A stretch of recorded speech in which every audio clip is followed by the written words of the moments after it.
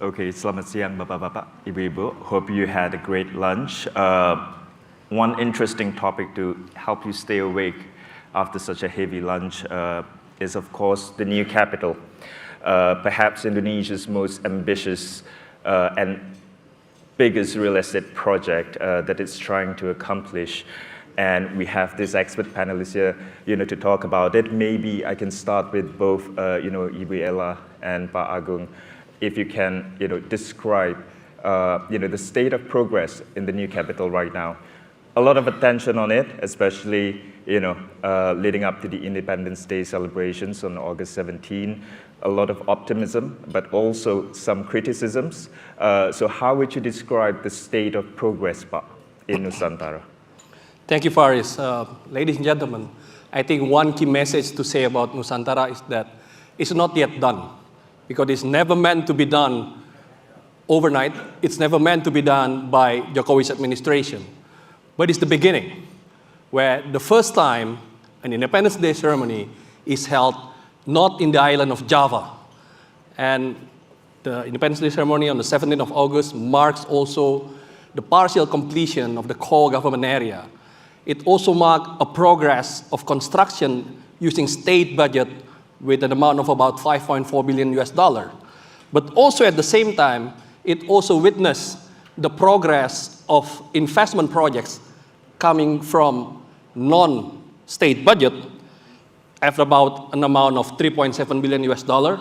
So you see hotel already operating, number of hospital is there. You see there the picture, exactly that's the office of the central bank next to the office of the coordinating ministers in the what we call Sumbu Kebangsaan. And there are a number of hospitals now on the way. And in fact, the president right now is waiting for the completion of the airport where he can reach the Nusantara using air traffic. Right now, this is the bridge. This is the Pulau Balang Bridge being used to access Nusantara. Now, the traffic is only about 1.5 hours compared to more than 2 hours before. And by the end of this year, when the toll fully completed and operational, not just functional, it will cut short the trip to 45 minutes. So in short, it's a city in the making, it's a dream in progress, and Pak Jokowi, more than the man of vision, is a man of action. And this action has brought the progress of Nusantara like it is right now. What's your assessment, Bu Ella? Well, I think I was attending the Independence Day on the August 17 with Pak Agung, right? And my quote is, "Seeing is believing." I believe probably many of you who are here today are investors, right? The big question or the elephant in the room has always been, is it a commercially viable project, right? Let me give a couple of facts to give you a little bit of why Nusantara there's a lot of misunderstanding in it. Firstly, if you look at Nusantara, yes, it is Nusantara, it is the capital city now. But then the surrounding areas, which is Balikpapan, Samarinda, Kutai Kertanegara, and Penajam Pasar Utara, these are all like established cities. And 54% of the economic drivers there is actually oil and gas, which is, if you look at deeper, the total population in these 5 areas is actually 2.6 million. As a comparison, Estonia is 1.3 million. Most countries in Africa, roughly around 2.5, 2.3. So the size matters, right? Okay, then the next challenge will be, okay, you have the size, but what's about the spending capacity? What about the commercial spending, right? And another fun fact, if you look at the data again, the minimum wage of East Kalimantan region is actually higher than West Java. And the population of the sort of rich people who spends and the middle income class is actually, 80 to 90% there. So again, the data here shows that there is actually a significant buying power. Then I would add the second layer of the sort of investment commercial assessment, right? We at the Tony Blair Institute, our mandate is to facilitate foreign direct investment to the new capital city. And we secured a $2 billion USD commitment for renewable energy there. Obviously, it will be built on like stages basis. But the way how we should look at it in terms of viability of investment in Nusantara, do not look at it as in a typical PPP model where government will come as giving you the whole certainty on the, this will be minimum 15%. You cannot see it that way. It has to be combined with sort of commercial opportunities. I'll give you just one example, and I'll finish after this. There is a plan from the government to build the national data center in Nusantara. It's the largest one in the country. It will cost us around $1.2 billion investment. Obviously, it needs energy, and it will be green. So that's the reason why we have the renewable energy sources. So all in all to say is that if we look at deeper to the project itself, there are definitely room to make the project to be commercially viable. It just requires, I think, more the effort from Pak Agung to socialize this more, to give you more good news rather than what's actually available in the media, just to give a little bit of contrast on that. And to build on that, Ibu, about investors, so you have your local conglomerates, the 9 dragons are in there. But those are the 9 Garudas. What about the foreign investors? Because that's one of the biggest questions that people would have about the new capital. How do you get the foreign investors? Because there are a lot of interests. You have hundreds of letters of intent, MOUs signed. But how do you get the foreign investors to cross the finish line into signing a binding agreement, basically? So again, another fact, right? And Pak Agung, please correct me or please add on to this important information. Let's talk about 2 parts, right? The infrastructure investment and the sort of commercial investment, the broader, commerce and others. On the infrastructure investment itself, I've been in the infrastructure space in Indonesia for the last 15 years. And this is the first time in Indonesia that there is a lot of incentives that is being given in this new capital city. One example, in the past, I always fight for getting the availability payment from Ministry of Finance, right? Availability payment means the government will pay you over a long-term concession, right? 30 years, 20 years, with certain minimum return agreed upon in the beginning of your investment. And in the past, it didn't apply for unsolicited bid.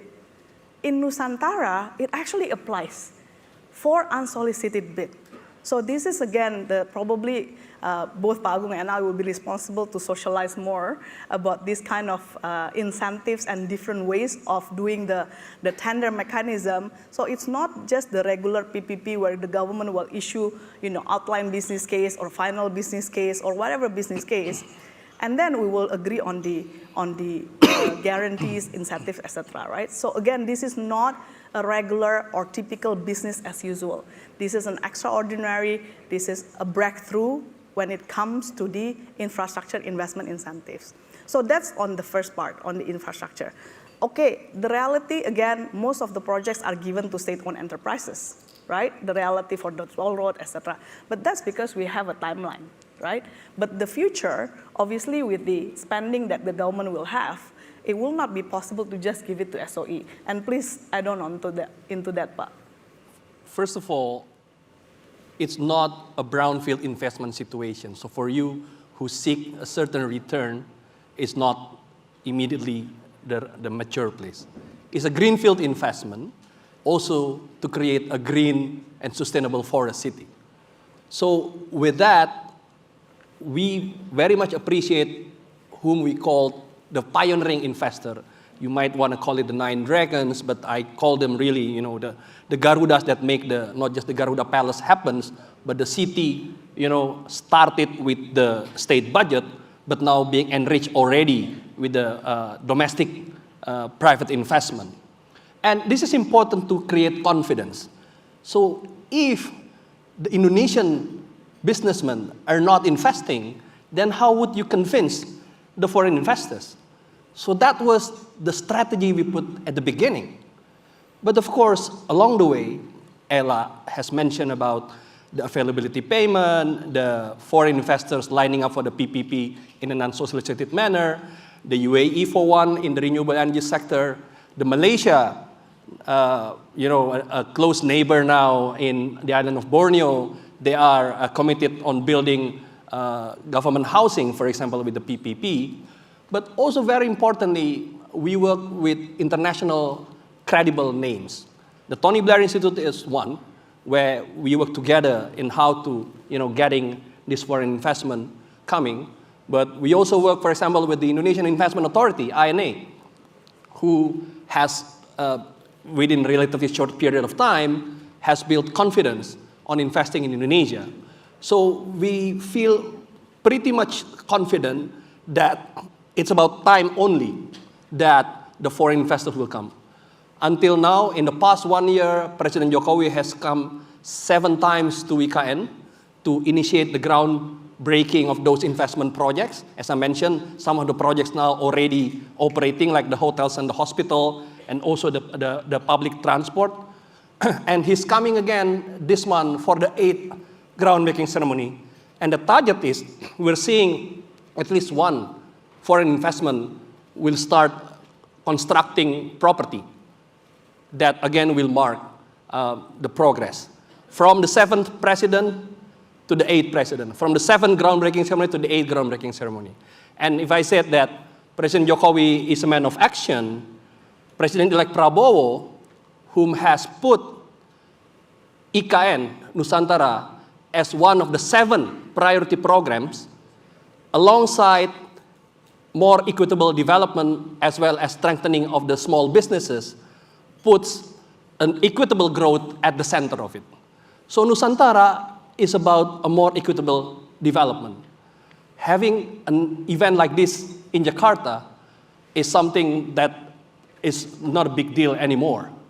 But having this kind of event to be in Nusantara in a few years' time, or perhaps even in a few more months, would no longer be something difficult, because we have a 5-star hotel already standing up there.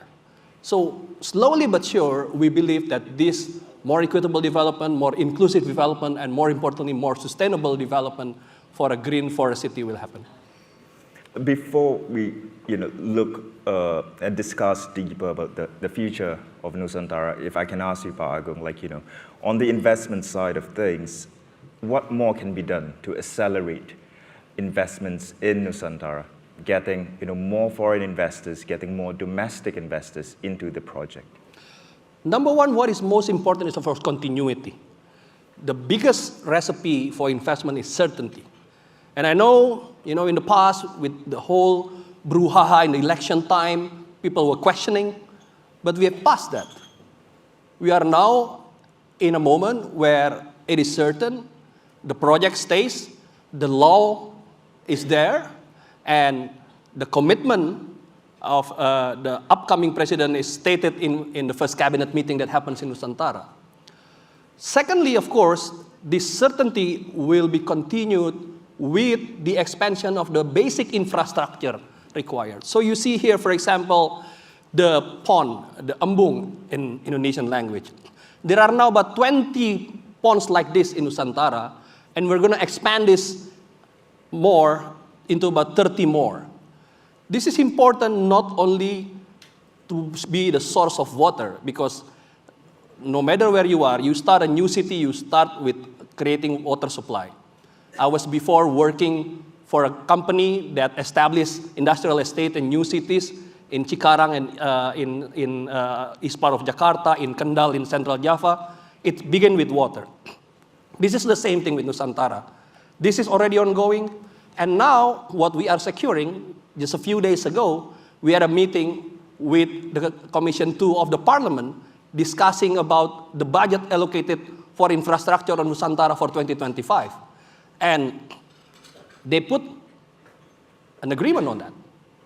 So this will ensure the continuity and the certainty that expansion of the infrastructure will help all the investment commitment, which right now, if I'm telling you, those investment commitment is already spread not only in the area where we have infrastructure, but also areas where it is still a barren land. You see, that's how big the interest is. And that is why now the key is to expand the infrastructure to make sure that the interests of the investors are well served to then create the city. And building on continuity, and Bu Ella as well, if you can jump in. You have a new administration coming in, and also future administrations coming in later on. How do you see the future of Nusantara panning out, not just under the Prabowo's administration, but successive administrations, in terms of the political commitment, in terms of the financial commitment? So number one, I'll begin first with the financial commitment. The scheme that was mentioned by Ibu Ella, the availability payment scheme, is sealed through a decree by the Minister of Finance, where every year from now to 2030, 0.1% of our GDP is allocated to finance the availability payment for PPP projects in Nusantara. And from 2030 onwards until 2045, it is even expanded to 0.15% of the GDP, not the state budget, but the GDP of Indonesia is for that. So that's the kind of financial commitment for funding not only the capital expenditure of the investment projects, for example, building a government apartment, but also the OPEX, the operation, the maintenance of the government housing for the civil servants to stay. So that is number one, the financial continuity. Now, for the political continuity, I'm not a politician, yeah, and I'm also not a political appointee, but I understand where your question is coming from, and that is why the most important is the statement that comes from the political leader himself, by Pak Prabowo. And now, what is also very important is the law that has secured the investment in Nusantara. The law number 3, the year 2022, that established Nusantara, was strengthened by the law number 21 just last year in 2023. So within a year, the law was revised not to weaken but to strengthen. And this was supported by all political parties at that time but one. And even that one political party now is part of the incoming ruling coalition. So that you can imagine what kind of political certainty that sealed this. But more importantly than financial and political certainty is the generational certainty. This is not a city established for Pak Jokowi or Pak Prabowo. Not also for my chairman, which is now also the Minister of Public Works, Pak Basuki Hadimulyono. Maybe also not for my generation, but it's for the upcoming, the future young generation of Indonesia who demand housing where they can reach the workplace within less than 10 minutes.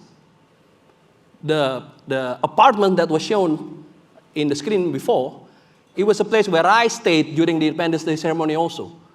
It's a 98 square meter apartment in the middle of the city where when you have it here in Jakarta, that will cost you, billions. This is provided for the young civil servants for free. It is also a city where there's a public space in front of the ministerial offices where this is the public housing. 12 tower or 47 towers already standing right now, yeah, and 47 tower will be ready at the end of the year. The ceremony was in a public space where people can gather in front of their ministerial offices. So this is the generational certainty that we're expecting. It's not for us. It's for the future generation. And that is why 2045 was the timeline we put for the certainty with the financial situation, the political certainty is in place, and the generational certainty. This is for the future generation that we put. What about your thoughts, Ibu? And also, talking about the future, how do you convince the human aspect of it, moving people from Jakarta out of Jaksel to Kalimantan? Yeah. Anak Jaksel. Luckily, I'm Jaksel. I live in Jaksel area too, so I can consider myself as Jaksel, Anak Jaksel. But okay, just before I touch on that, I think we need to also address a couple of concerns, right? The reality is that obviously there are comments around what about the ESG element, the environmental social element. Look, if any of you if you've ever been to Nairobi, Kenya, you probably can see where city can coexist with forest. I've been to Nairobi, and I see how I can see forests from the other side of the city, right? So just imagine Nairobi, if you've ever been there, it's like Nusantara, right? You can see forests from the middle of the city itself. And the fact of the matter is that, yes, there are many biodiversity elements because it is forest, right? But the fact of the matter, the carbon opportunity in Nusantara, you can double check and please do the numbers here. We have at least 30 million tons of CO2 potential capture from Nusantara. So if any of you is in that business, please do your own number on the carbon potential opportunities, right? So that's one element. On the human aspect, again, the reality, and Agung, we probably can add on things here. The reality is that there is an inequality, but inequality happens in every part of Indonesia. We still have stunting in West Java, to be fair, right? So don't tell me that we don't have stunting in Penajam Pasar or West Kalimantan. We still have stunting. So it's that, what I'm trying to say is that don't just focus on the smaller details of the concerns that public mostly see in Nusantara, but if you take bird eye views on what we really need to do to enable that flow of investment coming to Nusantara. So on that, my second point would be, Pak Agung, please add on here. I think there are a couple of PPP that will come up, right? Because of some concerns around unsolicited investment. So I believe Pak Agung is working on making the more opportunities from the solicited scenarios where the government will offer in public transportation, in waste management, and all these other infrastructure that is possible to be delivered under PPP mechanism, right? But again, the good news again, 10 years ago, if you go to Indonesia, you ask for sovereign government guarantee, you ask for viability payment, the chance is that our Minister of Finance will say no, just because it is not the current, it wasn't the thinking at that time. But now with Nusantara, if you read carefully the law and the implementing regulations, all of the incentives that was not available in 10 years ago is actually available in Nusantara. So just look at in the greater details. Well, I'm not going to touch upon PPP so much anymore. We're now in Jakarta, and we're now in the most heated debate is about the election in Jakarta and what would happen to Jakarta when we move to Nusantara. I say that we don't move to Nusantara. We don't leave Jakarta. Jakarta will be, still the mother city. People said in Indonesia, the ibu kota, the mother city will be in Nusantara, but the Jakarta will still be the bapak kota, the father city. Yeah, but we will create Nusantara not just as an ibu kota, not just as a capital city. People say, oh, you're going to create a Canberra for Indonesia.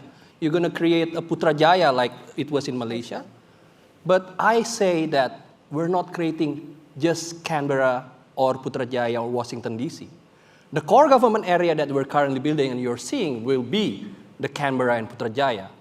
But the idea is for Nusantara to be a new economic hub that create a new economic growth, a more well-spread, equitable growth, so that not only Jakarta and Surabaya and Bandung and all Java with 56% of the population, but also Kalimantan will grow. And that's why Nusantara, alongside Balikpapan, Samarinda, Penajam Pasir Utara, and Kutai Kartanegara, I sometimes joke that Samarinda, Balikpapan, Penajam, and Kutai can be shortened to be Sambal Petai. But that's how attractive is that area. And the attractiveness would be that Nusantara will not be just a Canberra, but it's a Canberra at the core plus Shenzhen in the surrounding. Or Putrajaya at the core plus Dubai in the surrounding. 40 years ago, the city of Shenzhen in the southern part of China was sleepy fishing village. And now it's the third largest city in China after Beijing and Shanghai, and number 8, I think, in financial center. Dubai, before all the resources was found, is something in the middle of desert.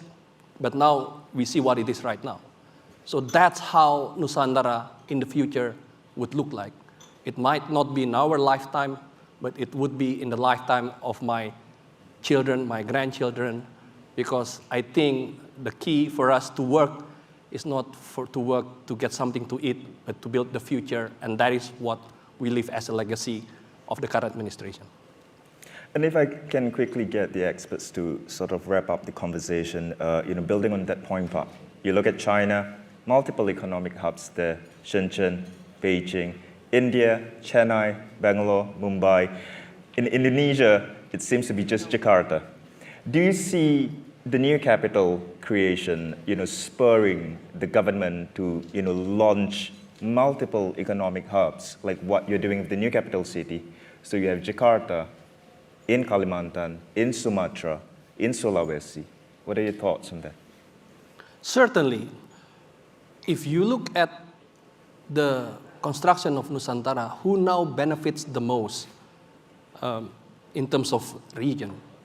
Certainly the island of Kalimantan. You come to Balikpapan, if you don't book your flight well in advance, you might not get a seat.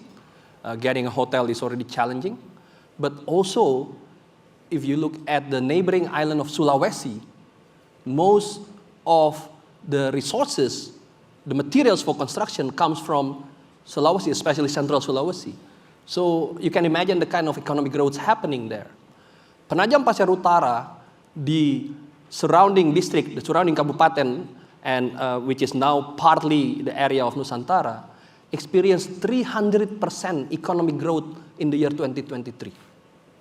So this is where we see the potential of new, I wouldn't call it new Shenzhen, or new Chennai. But this is how Nusantara would be, the hub for the future, at least in Kalimantan. It is attracting already the attention from Malaysia, as I mentioned, the interest on the PPP coming from Malaysian companies, also from Brunei. Darussalam was also interested. And interestingly, Singapore. Singapore is the country where we have the most number of letter of intent coming. So it is going to be a hub, it's going to be a new hub, not only for Indonesia, but I believe it's going to be a new hub for Southeast Asia. And please do come to Nusantara. Seeing is believing. And I think the famous Eleanor Roosevelt said, there are people who watch things happen. There are people who also just wonder that things happen, but there are also people who made things happen. I believe you all will come together to make Nusantara happen. Thank you. Ibu, final word from you. I think let's be real, right? Let's be real. I think for those who are really interested to know more about the investment opportunities, again, look beyond just the existing structure. Let's look at, again, the bigger picture, right? The reality, again. The current debt to GDP for Indonesia is among, if not the lowest, right? 39.2% for Indonesia as a whole. It's still much lower than Malaysia, much lower than other countries in Southeast Asia or Asia Pacific even. So we have a very prudent fiscal management thanks to our finance minister. But then the next question, and this is the common question in the news, right? The president-elect will focus on spending on the free nutritious meal or the free school meal, right? And then what's left for Nusantara, right? That's always been the sort of like debate nowadays. But then the question is that, why don't we look beyond just spending on that debt to GDP ratio? We can look at other funding modalities, right? Export financing, who doesn't involve anything around that debt to GDP ratio, that Indonesia still maintain its fiscal prudence that helps to get our cost of fund to be as the same as BBB. That helps you as well, right? To convince your investors. So my point here is that I think there will be more and more opportunities in Nusantara that is backed, one, by a very solid government incentive, sovereign guarantee, availability payment, and all of this is not just business as usual. Again, those of you who may have come to Indonesia 10 years ago, you won't believe what is actually available in the law in terms of government incentives. Actually, Tony Blair, instead, we even plan to move our office to Nusantara to get the benefits of the tax holiday there, right? And so that's one. The second element is that I think if you look at further, the public infrastructure is not yet built in a manner where it enables the connectivity. So look at that connectivity. Transport logistic opportunities are actually enormous there. Last but not least, again, if you look into the context really matters. Our Indonesia, it has, we have 280 million people, and the concentration is still in Java. The next one, Java doesn't have enough capacity to absorb the more than 58%. So the only way for us to grow is to look at beyond Java. And Nusantara is currently the most viable option for Indonesia. Bu Ella, Pak Agung, thank you so much. If we can Faris. give our panelists a warm round of applause. Okay.